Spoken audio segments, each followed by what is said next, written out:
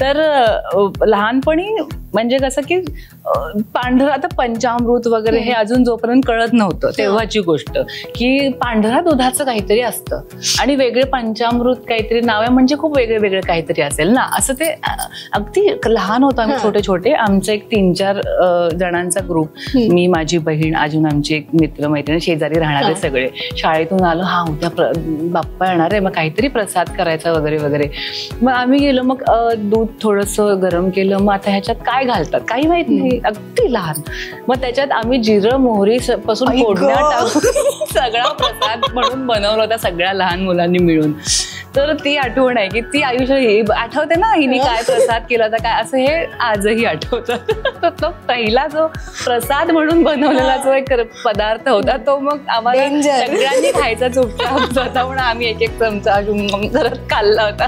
नमस्कार, मी मधुरा शिधाई आणि कलाकृती मीडिया तुम्हा सगळ्यांचं मनापासून स्वागत आहे. गणपती बाप्पा सगळ्यांच्या घरी विराजमान झालेले आहेत आणि कलाकारांच्या घरी सुद्धा बाप्पाचं आगमन झालेलं आहे आणि आज मी एका अशा व्यक्तीच्या एका अशा कलाकाराच्या बाप्पांचं दर्शन घ्यायला आलेली आहे जी खरं तर माझी खूप लाडकी आहे आणि आज मी तिच्या घरी नाहीये मी एका खूप खास ठिकाणी आली आहे. ते तीच आपल्याला सांगणार आहे की काय आहे. माझ्याबरोबर आहे कश्मीरा कुलकर्णी. हाय हाय हाय, कशी आहेस? खूप छान आहे आणि तुला आणि आपल्या सगळ्या प्रेक्षकांना गणेश उत्सवाच्या खूप शुभेच्छा. थँक्यू. आणि सगळ्यात आधी आमच्या सगळ्यांकडून तुझं खूप खूप अभिनंदन.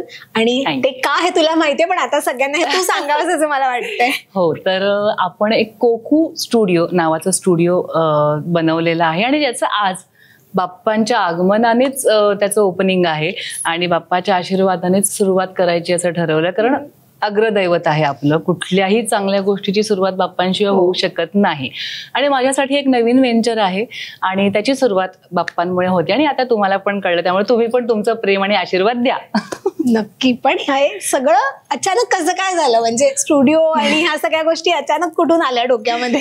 मी तर पूर्ण क्रेडिट त्यांनाच देईन कारण त्यांनीच ते सगळं डोक्यात भरवलेलं आहे माझ्या सगळं असं की एकतर वामा फिल्म रिलीज झाली आणि त्याचे जे आर्ट डिरेक्टर होते ते आम्ही प्रमोशन्सला फिरत असताना प्रवासामध्ये आपल्या चर्चा आता आपण गप्पा मारतोय तशा प्रवासातल्या गप्पा की आपण काहीतरी केलं पाहिजे कारण आपलं फील्ड खूप बेभरवशाचं असतं वगैरे वगैरे.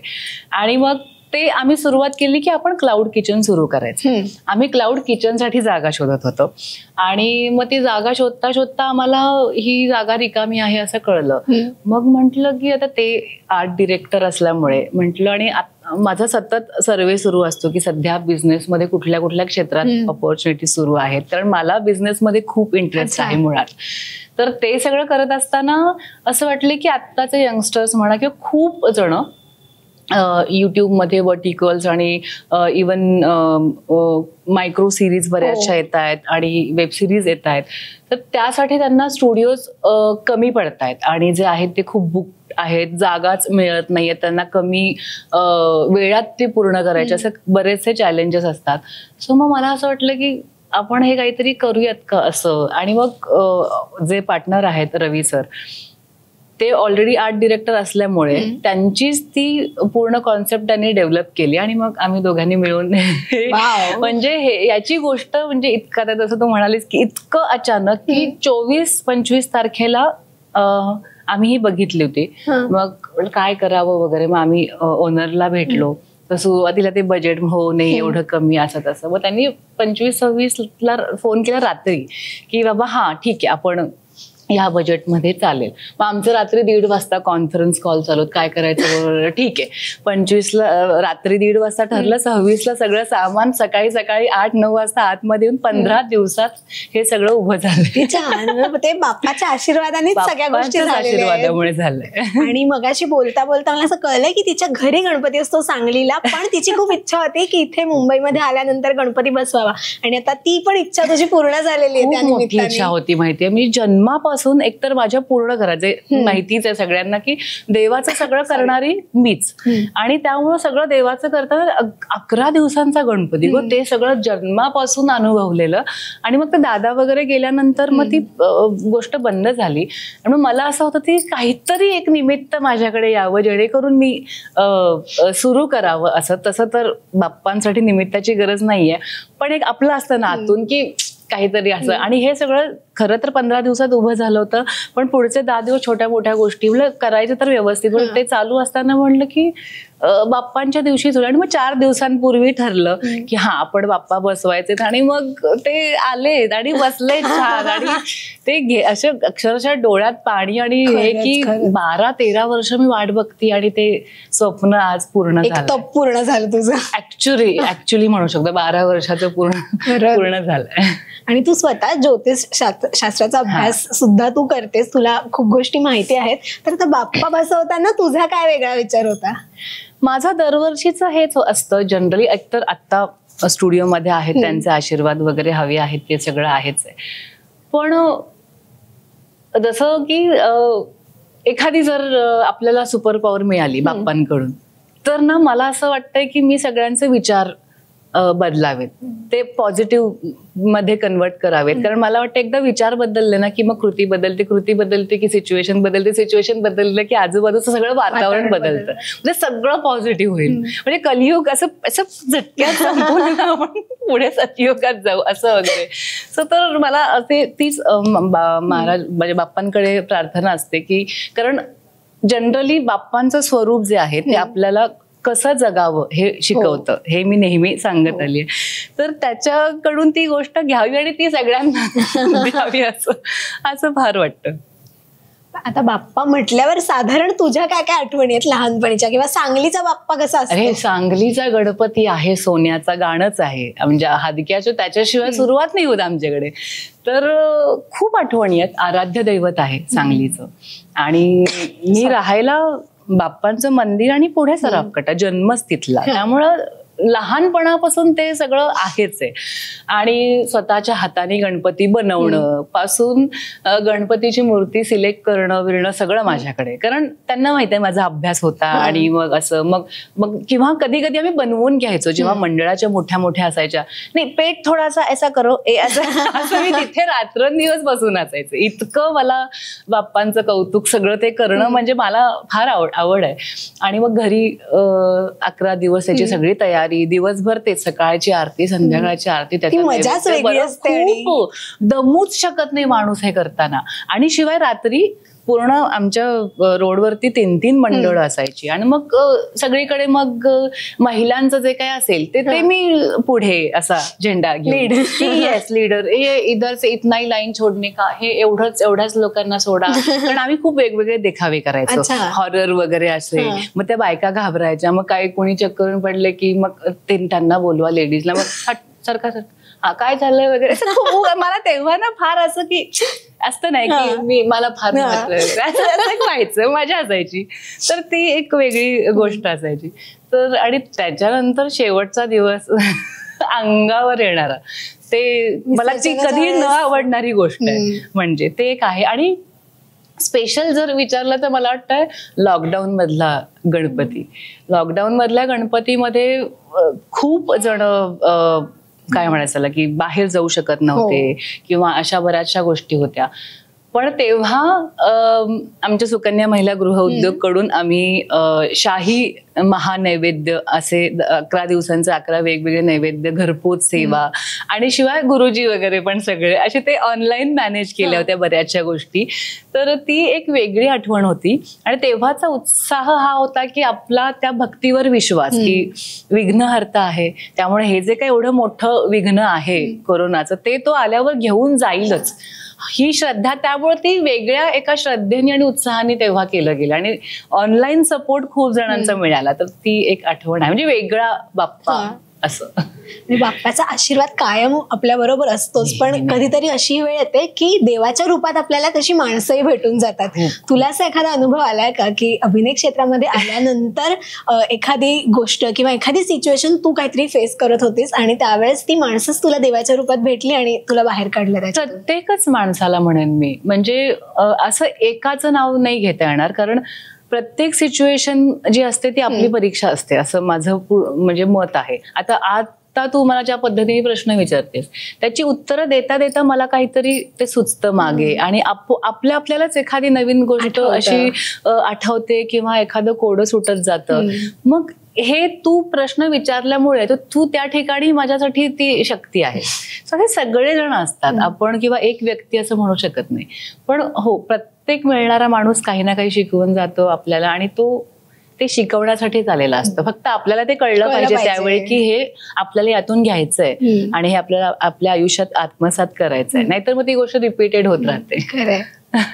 आणि बाप्पा बसतोच ह्याच्यासाठी की सगळ्या कुटुंबांनी एकत्र यायला गणनायक येतो, सगळ्यांचा समूह एकत्र करणं कामच आहे. भेटीगाठी होतात आणि सगळेजण जमतात. पण ज्यावेळेला सगळे आपण नातेवाईक जमतो तेव्हाची एक मजा ती वेगळी असते. आणि तेव्हा अनेकदा असं होतं की काही ना आपले लहानपणीचे किस्से किंवा आपण करून ठेवलेले जे काही उपद्व्याप असतात ते सगळेजण भेटले की निघतात.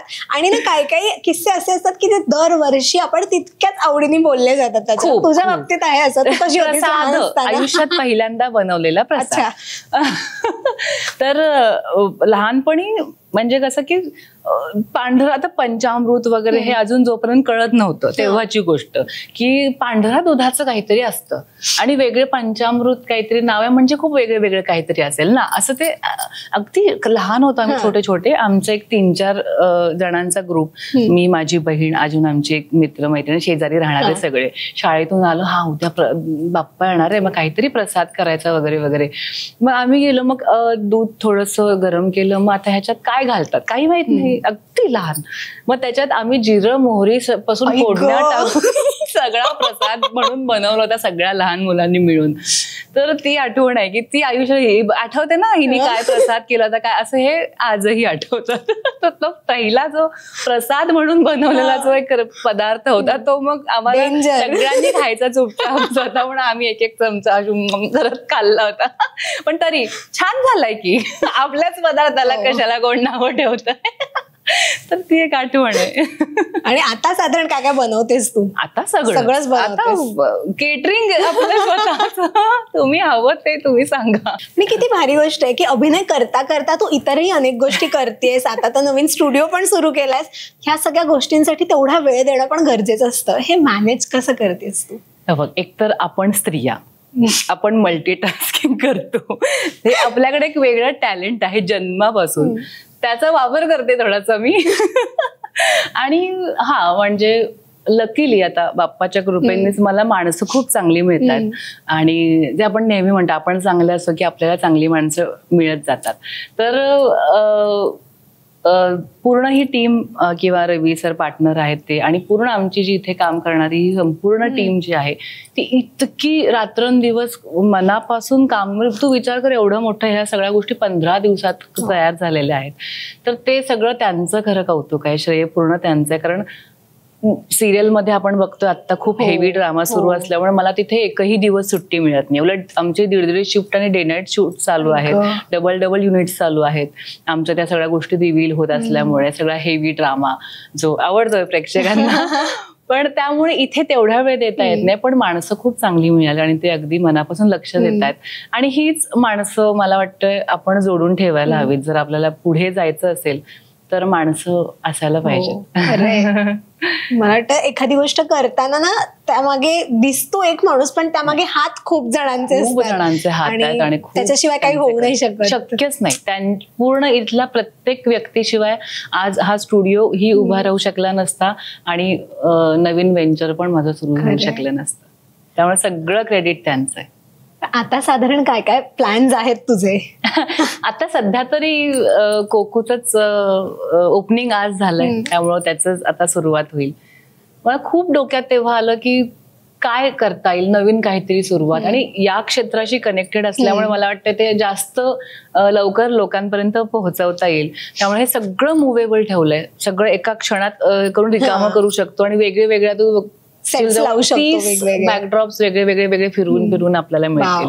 हवा तो सेटअप करू शकतो. मग तुम्ही पॉडकास्टला वापरा, ऍड फिल्म्स करायचे आहेत, वेब सिरीज करायचे आहेत, व्हर्टिकल सिरीज करायचे आहेत, मायक्रो सिरीज, किंवा तुमचे युट्यूब आहे, ते हवं ते करू शकता. आणि आपल्याकडे सगळे सेटअप आणि सगळं रेडी आहे. किती छान. जर का तुम्ही बघत असाल आणि जर का तुम्हाला करायचं असेल तर प्लीज काश्मीराला कॉन्टॅक्ट करा. येस. आणि विषय बाप्पाचाच आहे, हो. तर मला आवडेल विचारायला, देवाच्या कृपेने आपण कायम असं म्हणतो की देवाच्या कृपेने माझ्याकडे सगळ्या गोष्टी आहेत, जे आहे ते तसंच राहू दे, हे आपण कायम मागत असतो.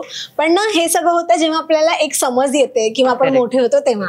लहान असतो तेव्हा आपण बाप्पाकडे काहीही मागतो, गणितातले मार्क मागतो, एखादी वस्तू मागतो, काही मागतो. तू काय मागायची तेव्हा लहान होतीस तेव्हा? तिकडे खरं जाऊ दे, पण तेव्हा परिस्थिती फारशी बरी नव्हती, तर बऱ्याचदा कपडे घालायला मिळावेत किंवा 2 वेळ जेवायला व्यवस्थित मिळावं हे मागणं असायचं. पण आता विचार माणसांचे बदलावे, जसं मी मगाशी म्हणाले, ते पॉझिटिव्ह झाले की सगळे प्रश्न सुटते. पण आहे आज बाप्पांच्या कृपेने आज सगळं आहे. खरंय, टचवूड. आणि मला खरंच खूप छान वाटतंय, कारण का तुझ्या पहिल्या मालिकेपासून आपण एकत्र आहोत, बोलतो इतके वेळा, आणि आज काहीतरी तू इतकं छान काहीतरी करतेस आणि त्या निमित्ताने सुद्धा आपण भेटलो. म्हणजे कामाच्या आणि एरवी होतच, पण आज ह्या निमित्ताने भेटतोय बाप्पा, हे मला इतकं छान वाटतंय. हो, म्हणजे असायलाच पाहिजे. म्हणजे असं नाही की फक्त बाकी काही काम असतात, तुम्ही सगळी माझी हक्काची माणसं असतात, दरवेळी तुम्ही हक्काने यायलाच पाहिजे. नक्की नक्की. आणि आम्ही आहोत, कायम आहोत आम्ही, जसे प्रेक्षक आहेत तसेच आम्ही पण आहोत. तुझ्या स्टुडिओसाठी, तुला नवीन व्हेंचरसाठी आणि तुला तुझ्या सगळ्या प्रोजेक्टसाठी खूप खूप शुभेच्छा. बाप्पाचा आशीर्वाद तुझ्यावर आहेच आहे आणि तो कायम तसाच राहू देत, आणि अशी छान छान कामं, अशी छान छान गोष्टी करत राहा आयुष्यामध्ये. खूप खूप शुभेच्छा तुला आणि thank you so much. Thank you. Rasika हो, कलाकृती मीडिया म्हणजे मनोरंजनाची लयलूट. मनोरंजन क्षेत्रातील किस्से व घडामोडींचा आस्वाद घेण्यासाठी कलाकृती मीडिया या यूट्यूब चॅनलला सबस्क्राईब करा आणि व्हिडिओ लाईक करा.